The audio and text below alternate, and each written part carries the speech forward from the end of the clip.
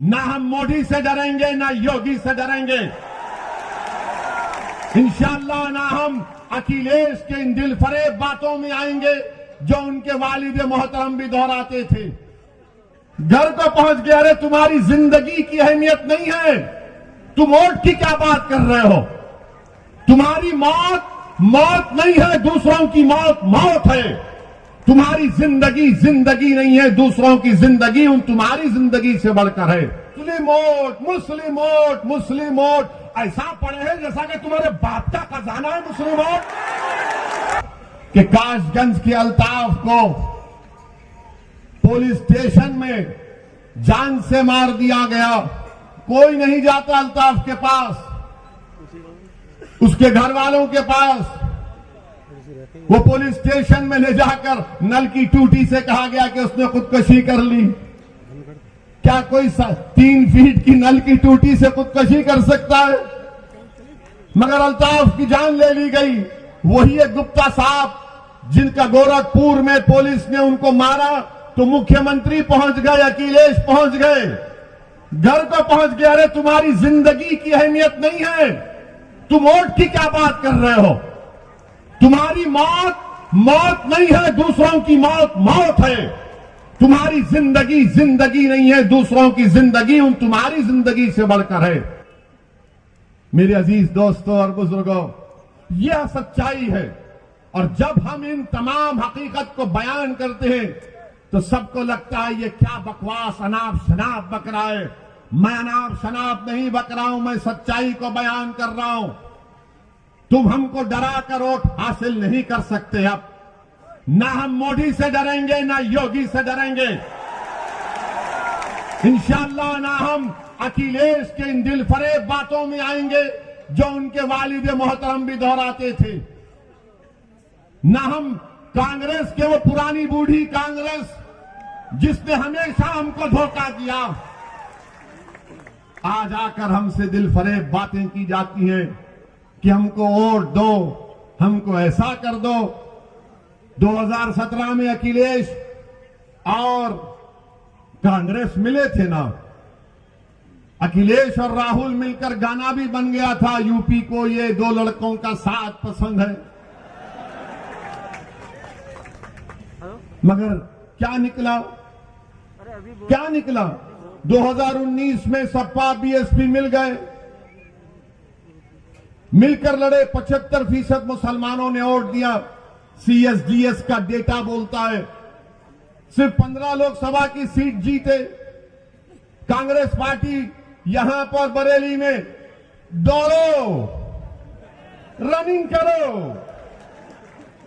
बोले भागो, मैराथन करो। मगर राहुल गांधी यहां से भागकर केरला चले गए। क्यों भागे? क्योंकि हार गए। जब राहुल गांधी हार गए, जब अखिलेश और बीएसपी हार गई, आपने कभी सुना इनकी जबान से कि हम हारे इसलिए कि हमको हिंदू भाइयों ने वोट नहीं दिया? कभी सुना आपने? कभी सुना आपने कि समाजवादी बहुजन समाज और कांग्रेस को जो 2019 में, 2017 में, 2014 में यूपी में जो हार हुई, कभी उन्होंने कहा कि हमको यादवों ने वोट नहीं दिया? उन्होंने कहा कि हमको पासियों ने, वाल्मीकियों ने, धोबी ने वोट नहीं दिया? कि हमको ब्राह्मणों ने वोट नहीं दिया, हमको ठाकुरों ने वोट नहीं दिया, हमको हमारे बनिया कम्युनिटी के भाइयों ने वोट नहीं दिया? नहीं बोलेंगे। क्यों नहीं बोलेंगे? और जब मजलिस इलेक्शन लड़ रही है, मुस्लिम वोट मुस्लिम वोट मुस्लिम वोट ऐसा पड़े है जैसा कि तुम्हारे बाप का खजाना है मुस्लिम वोट। क्या चुनाव में सिर्फ मुसलमान वोट डालता, दूसरे नहीं डालते? दूसरे नहीं डालते वोट? क्या हम ही वोट डालते? अब ये मीडिया के लोग कहां जा रहे हैं? अब आप कहां जा रहे हैं? अब की बार सिराते मुस्तकीम के रास्ते पे जा रहे हैं। अरे ये रास्ता कठिन है, बोले आका का गुलाम है, इश्क के रास्ते पर ही जाएगा। अब ये हम हमारे पीछे जहां हमारा इंटरव्यू लेते, नहीं ये आप मुस्लिम वोट में सेंध डाल रहे हैं। हम कहते हैं कि आप डालो ना हिंदू वोट में सेंध, कौन रोक रहा आपको? वोटर है, किसी का खजाना नहीं है, ये आजाद है, जिसको चाहे वोट डालेगा। मगर ये पूरी तवज्जो मोदी की, योगी की, अखिलेश की, राहुल की, मायावती की, सब किस पर है? मुसलमान कहां जा रहा है? और इलेक्शन के बाद कोई पूछेगा नहीं आपको। ये 3 बंदरों की कहानी सुनी ना कभी आपने? 3 बंदर हैं, एक आंख बंद कर लेता, मुझे कोई मुसलमानों की बर्बादी नहीं देखना है। एक बंदर है जो जबान बंद कर लेता, अरे कुछ तो बोल, बोले नहीं मेरी जबान बंद है। एक बंदर है कानों में रुई डालकर बैठा रहे, देख मेरी तकलीफ सुन, मेरी बेटियों की नहीं सुनता। इलेक्शन तक आप इंसान हैं, और जैसा रमजान शुरू होगा अप्रैल में, कोई आपको पूछेगा नहीं।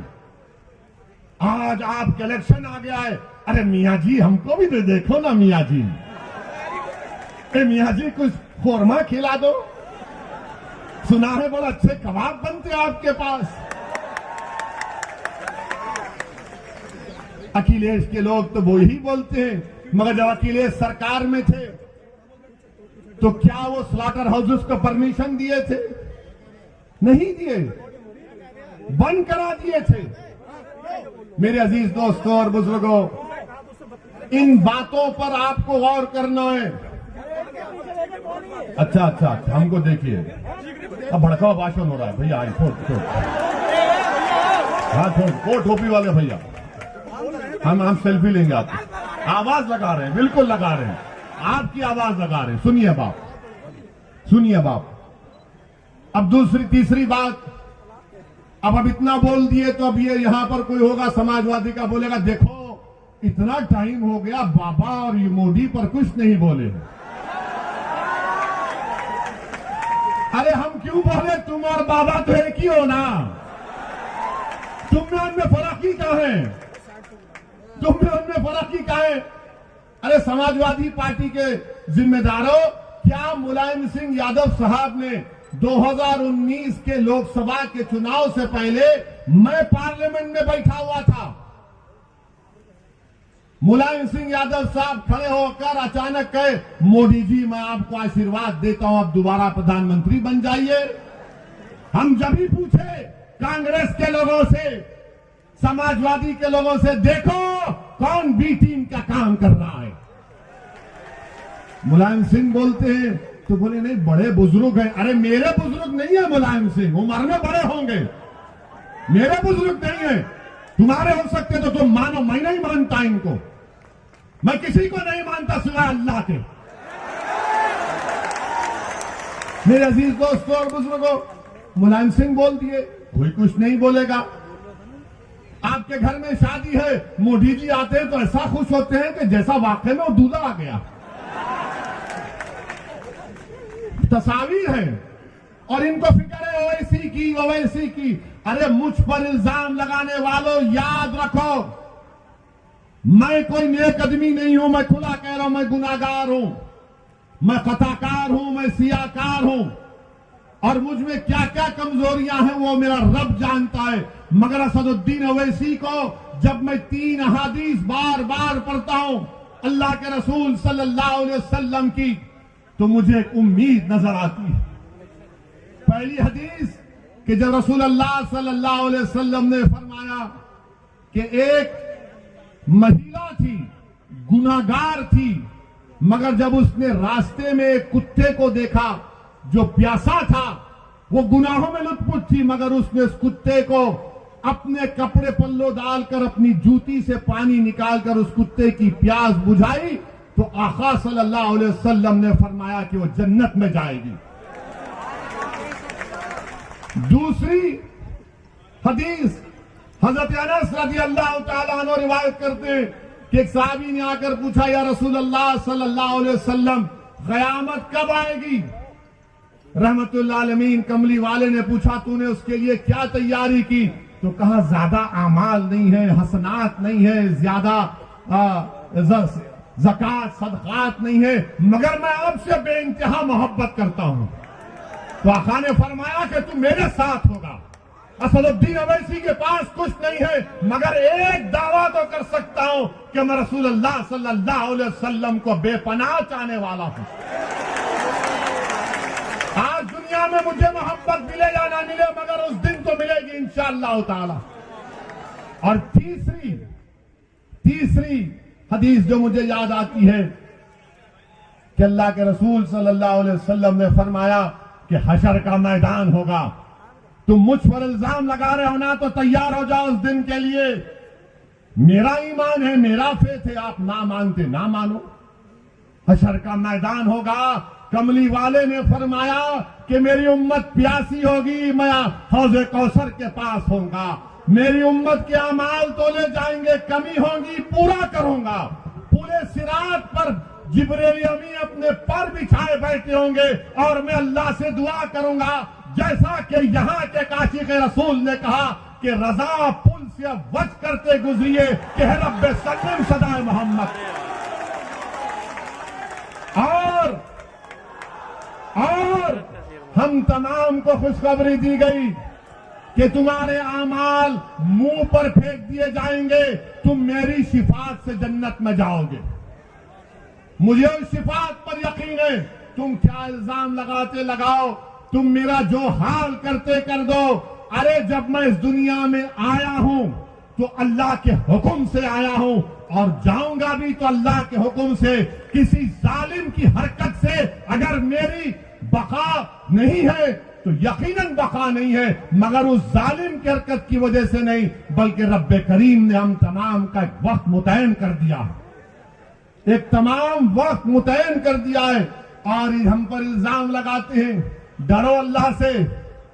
सिर्फ इतना ही कहना चाहूंगा तुमसे, तुम्हारे कोई इल्जामात की मुझे फिक्र नहीं है, मगर जिस तरह से ये बकवास कर रहे हैं, इससे अंदाजा हो रहा कि इनके पेट में दर्द नहीं, बल्कि इनको अब लग रहा है कि बाबा कुर्सी तो हमसे छीन ली जाएगी। इनको नजर लग रहा है कि अब बहुत दूर इनको गुमनामी के वादियों में इंशाअल्लाह ये चले जाएंगे। और यहां पर क्या किया योगी आदित्यनाथ की सरकार ने? बरेली में अमित शाह आए थे, गनीमत यहां पर निजाम की बात नहीं की, वरना हम राज की बात कर देते उनके सामने। क्या यहां पर आप लोगों का मुतालबा नहीं है कि एक बरेली का जो डिग्री कॉलेज है, पूरी बरेली की जनता इस बात का डिमांड और मुतालबा कर रही है कि यहां पर सुभाषगंज में एक बच्चों के लिए अलहदा डिग्री कॉलेज बनाया जाए, बच्चों के लिए एक अलहदा डिग्री कॉलेज बनाया जाए। मगर अमित शाह, योगी और मोदी को डिग्री कॉलेज की फिक्र नहीं है, इनको सिर्फ हिंदुत्व की फिक्र है। यहां पर रबर फैक्ट्री, अब चुनाव आ गया तो सब दौड़ रहे, रबर फैक्ट्री खोल दी जाएगी, सरकार ले लेगी। यहां पर एम्स को खोलने की बात मुतालबा कब से किया जा रहा है, इसका कोई जिक्र नहीं होता। यहां पर उत्तर प्रदेश में आप कितने लोग पेट्रोल डीजल की गाड़ी या मोटरसाइकिल चलाते हैं? आप लोग बहुत खुश है ना पेट्रोल डीजल की कीमतों से? हाँ, चेहरे बता रहे हैं। मीडिया वाले तो नहीं बोलेंगे, बेचारों की नौकरी है। पहले इनके पास एक कैमरामैन होता था, तो इनके मालिकों ने कहा कि मोदी जी ने कैमरा की कीमत बढ़ा दी, महंगाई बहुत बढ़ गई, अब तुम रिपोर्टर भी और कैमरामैन भी, दोनों 2 in 1 करो काम। देखिए मुस्कुरा रहे हमारी बात पर। मुस्कुराना तुम्हारा इकरार है, हम जानते हैं। पेट्रोल डीजल आसमानों को छू रहा है, सरसों के तेल की कीमत आसमानों को छू रही है। बाबा और मोदी की सरकार ने साबुन से लेकर बनियान तक सब कीमतें बढ़ा दी हैं और उत्तर प्रदेश की जनता से कह रहे विकास के नाम पे वोट दो।